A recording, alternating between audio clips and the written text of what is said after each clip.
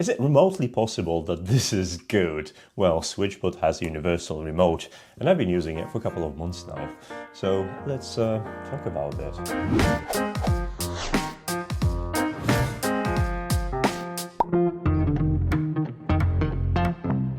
Hey guys, in my last Universal Remote review, I've posed the question whether we're still using remotes in smart home or not. And considering how well that video performed, I guess the answer is yes, and a lot of people are interested in combining all of the devices together into a one smart remote that they can use for their home automation. After all, we all have all those awkward infrared-based devices that we would like to bring to our home automation and make use of it instead of just buying new stuff. So it makes perfect sense to get a universal remote and see what you can actually automate. So in order to showcase you all that, we need to depart this beautiful studio and head to my living room, where I have a projector and an urgent need to automate it. You probably know that I moved, and my living room is one of the rooms that is, well, semi-functional. At least I made sure that I can come in here and chill, relax a little bit, while I'm switching between my work, decorating tasks, and whatever it's required right now to carry on with NotEnoughTECH. So if I want to relax and watch a movie right now on my projector, there's a number of things that I need to do first. Starting with getting a projector out. And while there isn't much I can do about where the projector is located, it's going to be on the ceiling permanently at some point. I'm working on that bracket first. And there are still some steps that I need to do. First, privacy, so let's fix the curtains. The next step is to find some remotes for the projector and from audio system, and usually they're not this handy, they're hidden somewhere, and that's the most annoying part of this. Lastly, well, let's fire this on. I need to fix the lighting because it's way too bright right now, so let me get up and do this.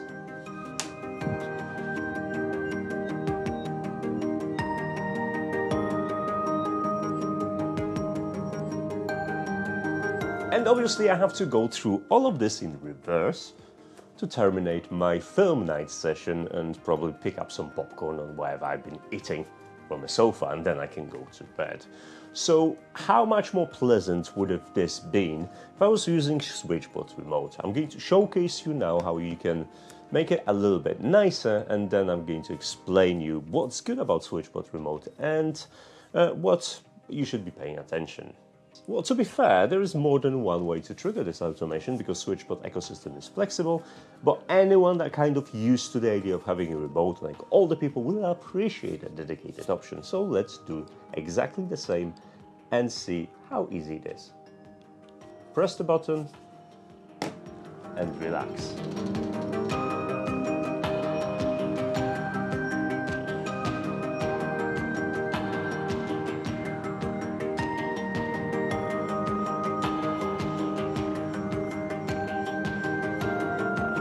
I purposefully delayed the lights going darker because I wanted to make sure that my projector will warm up.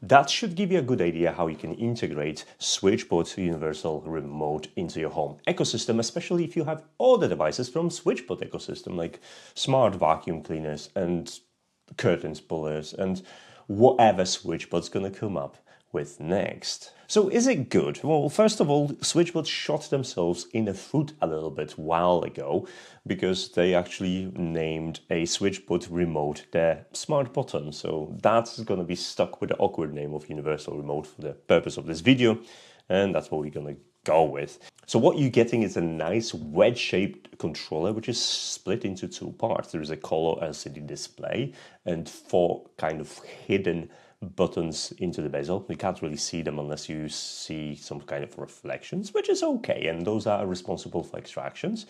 And then main buttons, which, well, it's the layout of these buttons is similar to many remotes that you might have at home. Noticeably, it's lacking 0 to 9 keypad, which would probably handy, especially if you want to operate a TV, but additional buttons can be definitely added to this. Now, this is charged by USB Type-C, and the SwitchBot promises up to 5 months life on it. And apart from the infrared, it offers also Bluetooth and Wi-Fi support, so that's interesting. We're going to talk about it a little bit more. Another thing that is quite cool about this controller is that for infrared blasting, you have an infrared diode in the remote itself as well as in the hub.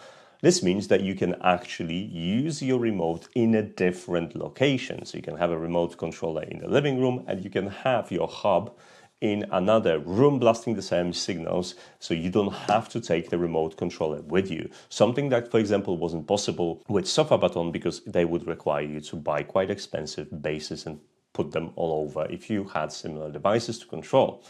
And that is a massive advantage when it comes to money saving. And if you're interested in promotional pricing, then in the link of this video, I'm going to drop a nice coupon code for you to claim for SwitchBot stuff. So you'll be able to get that a little bit cheaper, as the regular price of this device is £59 in UK.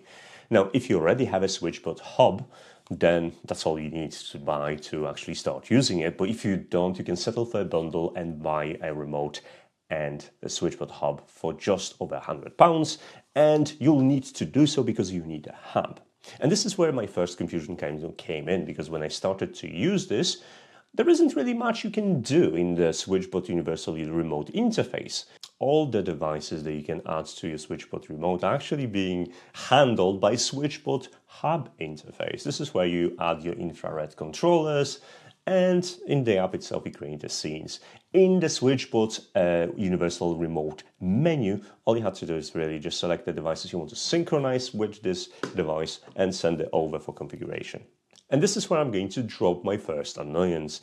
The synchronization between a hub and the remote controller takes ages. It's about 2 minutes of staring at my phone and wondering where this is going to be done. Fortunately, you only have to do it when you're adding new devices, so that's it. On the positive side, you can choose which devices are being actually added to remote, but that also can backfire, because if you're gonna forget to add the device to remote and synchronize it, it's not going to be visible automatically. But in general use, it's quite handy. It has a highlight and a beeper in case you're losing it. It has a motion controller built inside, so you will power up at the LCD display when you lift it, and it's going to be ready to use. When you first start with this, you have to set up the devices you want to add to it. And with the SwitchBot ecosystem, it's fairly easy. You just add the existing devices, synchronizes, and you're done.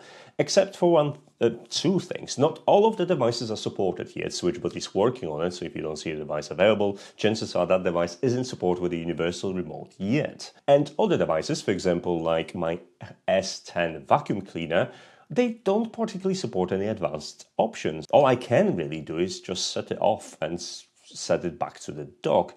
There are no options to assign custom cleaning scenarios, etc., which is slightly annoying. To make things worse, you can't really cheat and add that support via scenes, which can be synchronized with your remote.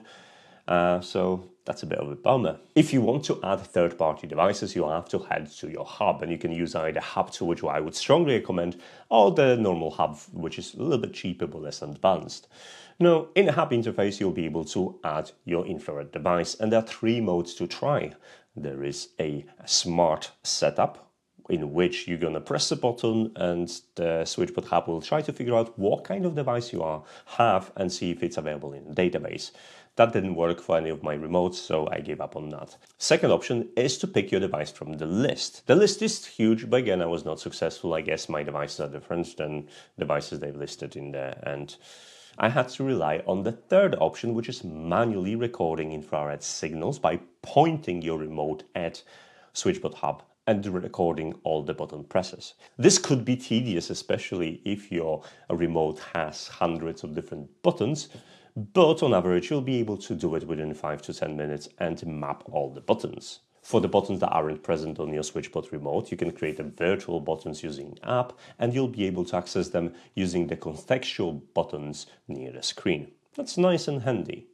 But there was one feature I've been missing after reviewing Sofa Button.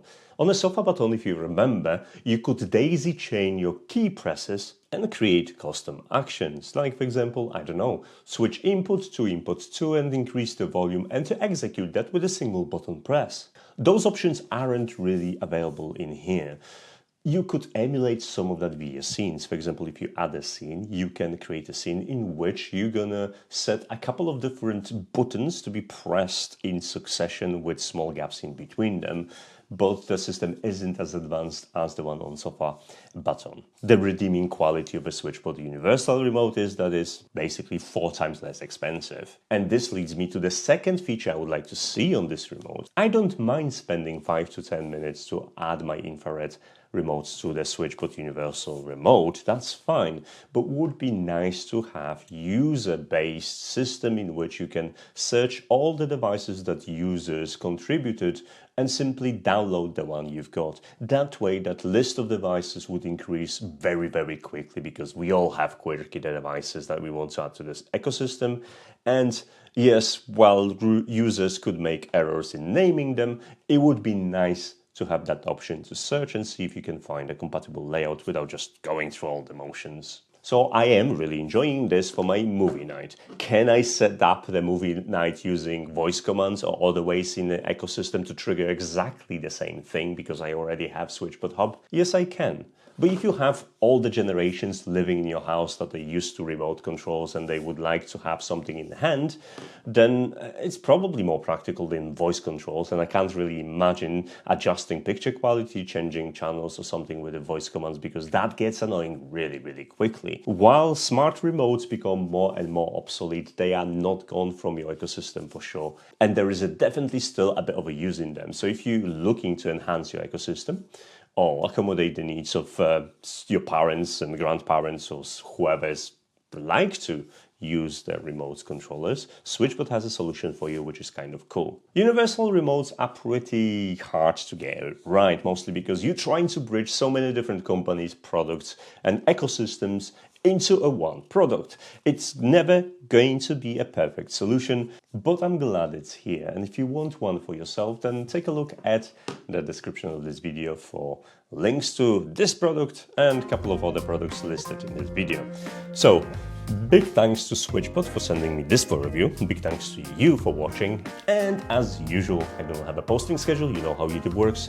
I won't bore you with details. I do have a couple of social media links that you should visit, follow me there, and then engage in a conversation. Until the next time, take care. Bye. That's all the prep I'm getting for this video.